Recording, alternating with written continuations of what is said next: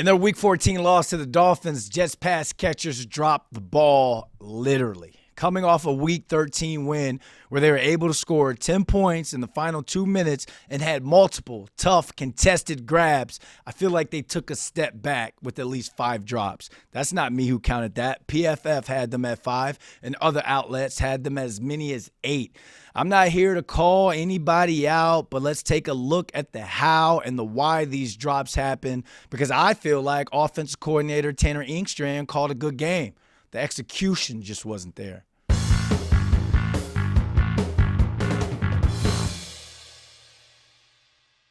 All right, let's get into this because I am highly upset after rewatching this game and breaking down the all 22 because I thought the Jets wide receiver core, that a lot of these guys and Mechie and Adonai Mitchell, they're new.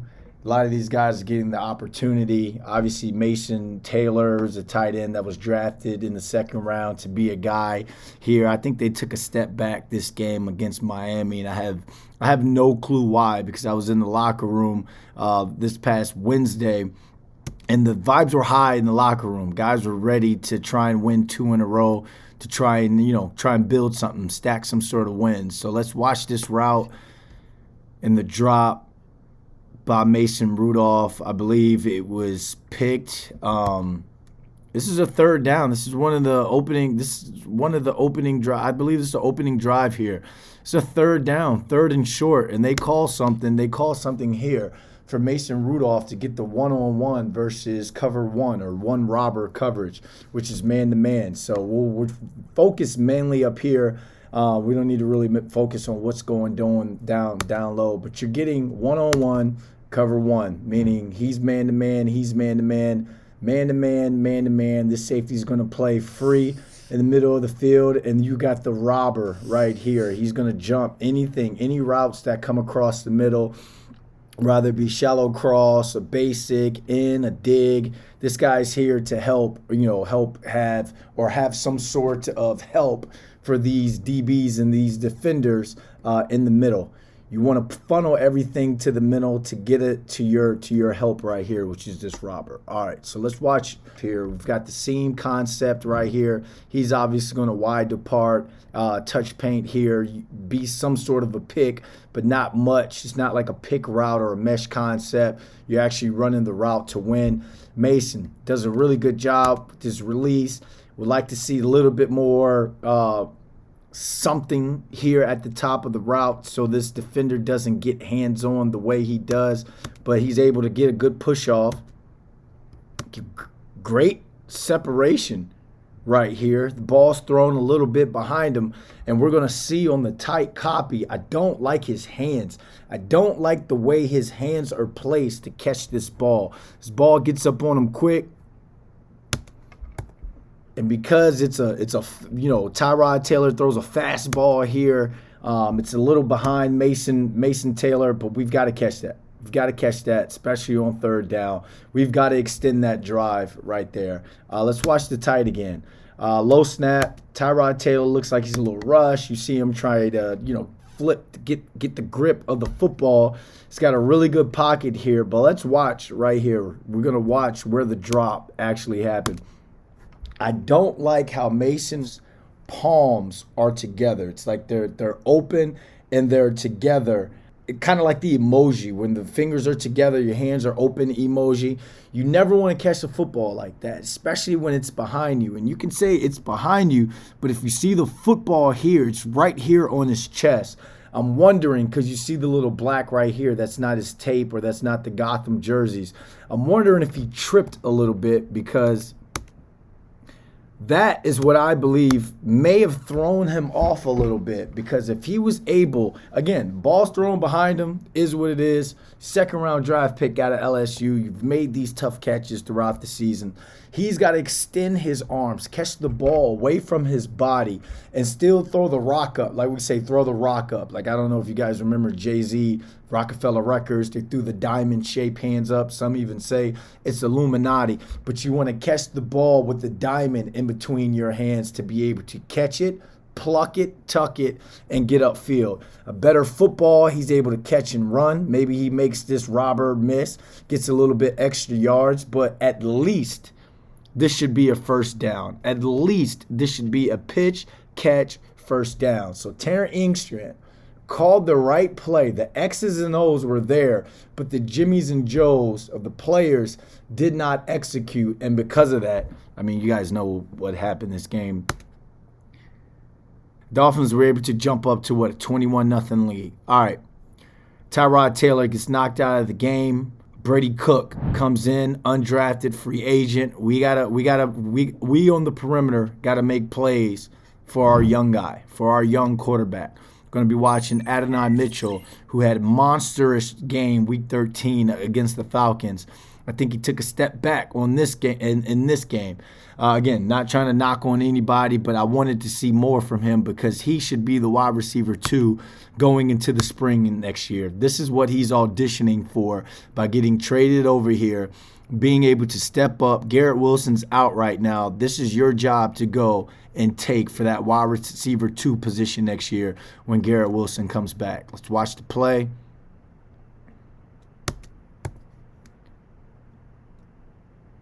All right, that's a drop. Again, PFF had them down as 5. There are other outlets that had them down as many as 8, and I'm going to err towards the side of 8 because of what Plaxico Burress used to say my rookie year, 2007, with the New York Giants. If the ball touches any part of your body, that's a drop. So that's how I grade these things. Great coverage right here. Some may even give them a pass breakup, but no, it touched our hands. At receiver, we got to come down with this. All right, let's watch. Not so much the route. I'm not worried too much about the route. You know it's cover 2. You're getting that cover 2 shell on this second and long. He does a great job on his stem, trying to widen a little bit to keep as much real estate in this first slant window as possible.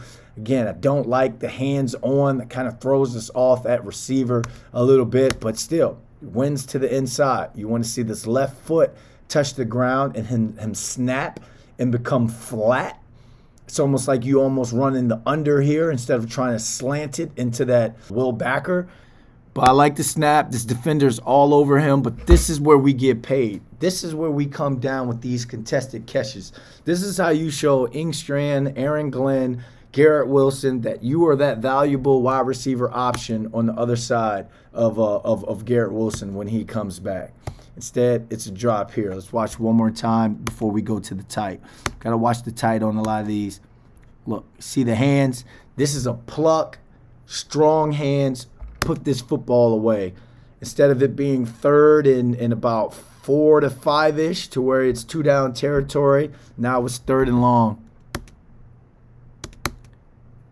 Here, I'm trying to get it to where I'm trying to match this up so you can see it. I like the arm extension. I like the hands extension. And again, he's all over him. Great defense. Hey, great coverage. Like they say, Plax used to say, they get paid too.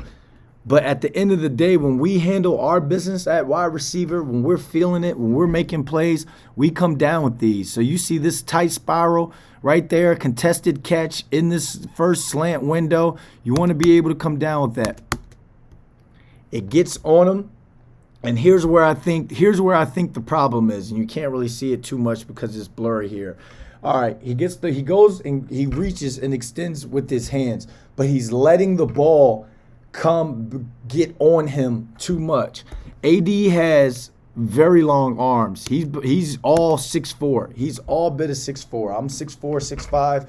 I stood toe-to-toe with him in the locker room the other day. He is 6'5", 6'4". So that means we, as bigger receivers, have to extend our arms. We're trying to catch that football right here. Our hands want to be right here, extended all the way out to catch this football. In terms for this defender, if our arms are stretched all the way out as receivers, it's harder for them to make a play on our elbows, meaning coming down and trying to knock our elbow down. If our arms are extended, that means he can't get to our forearms, to our wrists. But when the ball, we as receivers allow the ball to come closer into our bodies, kind of bending our arms per se, or bending our elbows and trying to catch it where it's close to our bodies, where that hand would normally be in terms of getting it to the elbow. Now he gets it up into the wrist and the forearm area, and if he swipes hard enough, that's going to make it a harder catch. Again, I'm sorry, y'all. I wish I had a little bit HD, a little bit cleaner for y'all. But I hope you can visualize that. That corner is able to get his hands in there. Now that's a bobbled ball. An incomplete pass. Again, even if it's these short catches, these still are going to help a rookie quarterback stay out of third and long situations. All right, we got another one drawn up for Adonai Mitchell, A.D. Mitchell. And again, I'm not getting on him. Mitchell dropped the ball. A lot of guys drop balls this game. All I'm saying is this needs to be cleaned up. It's week 14. It should have been cleaned up a long time ago. But these are new guys. These are new guys that are going to be fighting for extra reps, or title. The title of wide receiver 2, the title of wide receiver 3 next season. You want to make these splash plays now. You want to make these contested catches now, instead of having to compete even harder in the spring. You don't want them to bring certain guys in the spring for you to have to compete with. So we'll watch this shallow cross by Adonai Mitchell. And right here, and I'll bring it to the tight. This is bad execution on the player's side, and I'll put it more on A.D. Mitchell, because we have rules when it comes to these shallow cross. If it's man-to-man, we're running. If it's zone, you're looking to sit. If you see space, then you can take it. But 8 to 9 times out of 10, when it comes to these shallow crosses, you're going to sit in some sort of zone or some vacated zone. So let's watch it here. Boom, he's running the shallow cross. Now you see his eyes. Boom, let's go to the tight. Let me show you guys from the tight, because it's easier to show you guys from here. All right, one thing what we're taught as receivers when we're running these shallow crosses. Here's the center, right? A lot of times, depending on what offense you're in and who's running that shallow cross, you're not allowed to look until you at least clear the center. You can't remember, he's coming from this side. He's coming from this side over here. He's coming from the field to the boundary. We're not allowed to look until we pass the center. Now, when you look, that means you are open. That means you are ready for the football. We are trained not to turn our heads and look to the quarterback or look back for the ball unless we are ready for the football. So what that does is that it eliminates the confusion of you looking and someone trying to take your head off, or you look again, because you want to look to identify where that zone is, if you're going to sit or not, or if you can take the real estate over here. This is zone. They're running a cover 2 shell. Again, the Miami Dolphins ran a lot of too high against the Jets in this game. So when Adonai Mitchell gets here, okay, we just passed the center, right? He's looking. That means I'm ready for the football. But here's what that didn't allow him to do.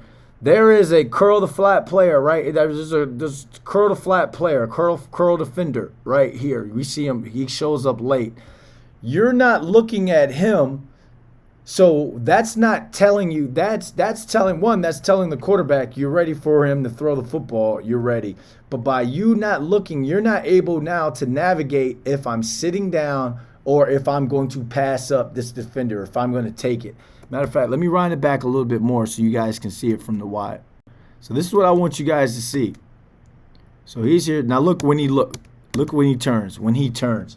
What we're supposed to do at wide receiver, we're supposed to keep our eyes on this guy for at least another step or two, because now you can navigate. I can take this space right here, which, okay, you got it. That corner kind of falls off. He's staying with that. He's staying with that vertical, carrying that vertical a little bit. So Adonai Mitchell probably thinks that, all right, once I cross this defender's face, I've got a lot of real estate. I've got a lot of grass here. But no, Brady Cook is trying to protect him with the throw. He sees that, all right, there's not enough room out there for you to really catch and run or do anything with the football. So, and he's seeing this defender break on his upfield shoulder to try and make a play on the football and the wide receiver. Brady Cook is trying to protect him with this throw. by throwing it, expecting him to sit this down right here, sit down, show a big chest, show your hands, be a big target, and he's throwing this football to the inside. So if you sit it down, he's throwing it to that inside shoulder, because you have a defender coming from the outside. Now you catch it to the inside, turn it up, and now you've got some space here to get freaky, to get busy. But no, because this is bad route discipline or just confusion between the two. Confusion here. He keeps running. It's the ball thrown behind him. Let's go back and watch that tight again so I can kind of wrap this up. You see it. He looks, turns his head back again. Brady wants to throw it to the inside. So if he sat down here, if he sat down right here, Brady's throwing it to that inside for him to catch and run. Now, if he throws it here, he throws it upfield shoulder like Adonai Mitchell is expecting this ball to be wrongly. This defender comes in and he blows it up, and that's a headache. So that's what I'm saying. That's what that drop comes from. Obviously, you still want to try to be able to one-hand it, bring it into yourself, but it's going to someone call 911 because this defender is driving in to take your head off at that moment. Again, whether it's bad hand placement, whether it's not having strong hands on a contested catch, or just bad route discipline, it just plagued the Jets this game, and it's unfortunate because you wanted to see them build and get 2 wins in a row and put some good things on tape on the perimeter against the Miami Dolphins, but it just didn't happen.